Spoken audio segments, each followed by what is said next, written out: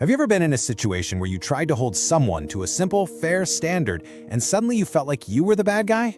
Where you find yourself defending a double standard you would never ever accept from anyone else? Okay, let's get into this because today we're breaking down a really powerful dynamic called rule-bending conditioning. It's this subtle, but systematic process that can totally recalibrate your sense of fairness, often without you even realizing it's happening. Here it is. The most striking truth about rule-bending conditioning is that the controller doesn't ask you to break your moral code. They simply convince you that they are a special case where those rules no longer function. Now, we all like to assume that fairness is a universal value, right?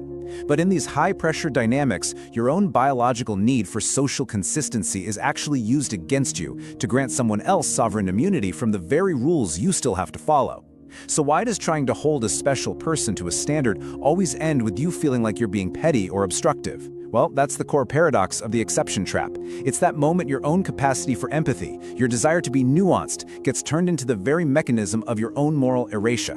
So how does this actually work? In this explainer, we're going to walk through the entire mechanism. First, we're going to deconstruct this idea of the special case itself, because that's the foundation of the trap. Then we'll map out the specific three-step pattern that's used to install this dynamic. After that, we'll look at the psychology that makes it so darn effective, build a defense system based on awareness, and finally land on one simple, powerful conclusion. Okay, let's pop the hood here. To build an exception for themselves, a controller needs specific cognitive tools to basically bypass your sense of justice. And these aren't obvious commands, they're subtle shifts in your thinking that you are guided, often willingly, to adopt. These are the building blocks of the entire trap. It all starts with this concept from behavioral science called moral decoupling. This is the mental trick that lets us build a kind of firewall between what someone does and who we think they are. It's that little voice in your head that says, well, he's a brilliant leader, so we can overlook his methods. Or, she's an amazing artist, so her difficult behavior is just part of the package. See? You separate the action from the person. And this allows a good person to do bad things without the normal consequences, because their value, what they bring to the table, acts like a shield for their behavior. So once moral decoupling is in play, the next piece is the specialness hook. Now this is the core belief you absolutely have to buy into for the trap to work. It's this idea that this person is just so unique, so brilliant, or under so much pressure that the normal rules of fairness and reciprocity, they just don't apply. It's like they're operating on a higher plane, and it becomes your job to be sophisticated enough to understand that. The rules become too small for their grand reality. And trying to keep up with that logic, it is exhausting. And that leads us to the third element, regulatory fatigue. I mean, think about it. It takes zero mental energy to believe that everyone should be on time. But it takes a huge amount of mental energy to process why that rule applies to you, but not to them because of their stressful job today, or a difficult childhood memory that came up this morning, or the unique pressures of their position this week. This constant reinterpretation, this mental gymnastics, is incredibly draining. It's designed to be. So here's the crucial point. Moral decoupling lets you separate the person from their actions. The specialness hook makes you believe their actions are justified, and regulatory fatigue just wears you down until you're too tired to fight it. And together, what do they create? A state of moral dissonance.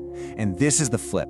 This is the moment you actually start to feel guilty for asking for simple, equal treatment. You begin to feel that you're the one being unreasonable or, small-minded. And this really illustrates the trap perfectly. Their perceived specialness starts to feel like this fortress that you now have to protect. You become the defender of their exceptions.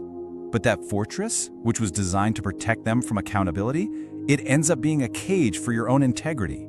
You lose the ability to apply a single, universal standard because you're too busy guarding the walls of their exemption. Okay, now let's see how this goes from just a set of cognitive biases into a predictable, systematic pattern of behavior. Because this isn't random. It's a process with distinct phases, almost like a recipe that's designed to install a permanent double standard into a relationship. The pattern unfolds in three stages. First, you have the crisis exemption. Second, the nuance expansion. And finally, the immunity lock. Let's break down each one. It always begins small. Step 1 is the crisis exemption. So the controller breaks a clear, simple rule. Maybe they're incredibly late, or they cancel an important plan, or break a promise. But it's always for a very good, compelling reason. An emergency, a crisis, something completely unavoidable. Now, this isn't just a random event, it's a test. It's a test of your flexibility threshold. Can you be understanding? And what's wild is that often, the target even feels proud of themselves for being so supportive and flexible in that moment. So after that initial test is passed, we move to step 2, the nuance expansion. The next time a rule is broken, the justification gets a little more complex, a little more intricate. It's no longer a simple crisis, but this web of nuance that you need to understand to truly appreciate their situation. This is designed to intentionally trigger that regulatory fatigue we just talked about. It gets harder and harder to argue because first you have to untangle their complex reasoning, and frankly, who has the energy for that? And this leads to the final crucial step, the immunity lock. See, our brains are hardwired for consistency. Once we've accepted these exceptions a few times, it becomes psychologically harder to reject them later. So at this stage, a new normal is established. The double standard isn't an exception anymore, it's the baseline. You are still expected to follow the rules to the letter, but for them, the rules are now strategically flexible. They've done it. They've successfully achieved immunity from the standards they apply to you. And the long-term result of this cycle is what you'd call ethical erosion. Your own brain becomes conditioned to see this imbalance as totally normal. The idea of applying one fair rule to everyone starts to feel simplistic, naive, maybe even small-minded. You've basically been trained to view their exceptionalism as a sign of intelligence, and your own desire for fairness as a sign of your lack of sophistication. So why is this pattern so incredibly effective? I mean, what is the core motivation driving it, and what makes someone vulnerable to it in the first place? Let's get into the underlying psychology of both the controller and the target. Well, for the controller, the primary motivation is often this drive for what's called unrestricted agency. This is the ultimate form of leverage. I mean, imagine being able to use a set of rules to manage and control another person's behavior, their time, their expectations, while you yourself are completely free from those same constraints. You are, in effect, above the law in the context of the relationship. It's about creating a dynamic of total control and absolute personal freedom. Now, what's really fascinating is how these two sides fit together. It's a perfect destructive lock and key. On one side, you've got the controller's goal, unrestricted agency, right? The desire to be above the law. And on the other side, you have the target's vulnerability, a need for intellectual sophistication. This is the desire to be seen as nuanced and empathetic and understanding. The controller's need for freedom is perfectly fed by the target's desire to prove they are smart and compassionate enough to get it. And here's the science that shows why this works so well. This whole dynamic is supercharged by a well-documented concept in social psychology, idiosyncrasy credits. The idea is that we all have this sort of mental ledger for people in our lives. If we see someone as highly valuable or competent or important to our group, we subconsciously grant them credits. And these credits allow them to deviate from norms and break rules without punishment. So this isn't just a manipulation tactic, it's an exploitation of a very natural human tendency to give a pass to people we admire or depend on. Okay, so we've deconstructed the trap and the psychology behind it. That's the diagnosis. So now, how do you recognize it and what can you actually do about it? Let's move into the practical application, building your defense system. This is all about shifting from passive acceptance back to active awareness. There are two simple but really powerful awareness tools proposed. First, the universal exchange audit. This is where you just step back and ask, is there true reciprocity here? If I'm always the one being flexible, is that a partnership? Or is that a one-way street? Am I the only one making allowances? And this audit isn't about scorekeeping. It's about recognizing the pattern. Second, standardized baseline awareness. This is a critical mental shift. You intentionally ignore the complex, emotionally charged reason for the rule breaking, and you focus only on the result.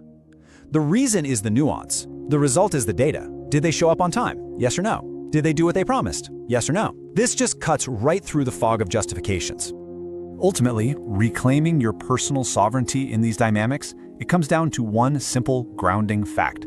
You have to be willing to accept that the rule is the rule. And look, this isn't about being rigid or inflexible. It's about recognizing when nuance is being used not to clarify but to confuse. It's about returning to the simple truth that fair is fair. And that brings us to our final conclusion. After breaking down the psychology, the patterns, and the defenses, what is the single most important takeaway from understanding the exception trap? What's the core principle that really dismantles this entire structure? It's this simple, liberating truth. Special circumstances do not create special people. Everyone, no matter how brilliant or talented or stressed they are, faces difficult situations. We all do.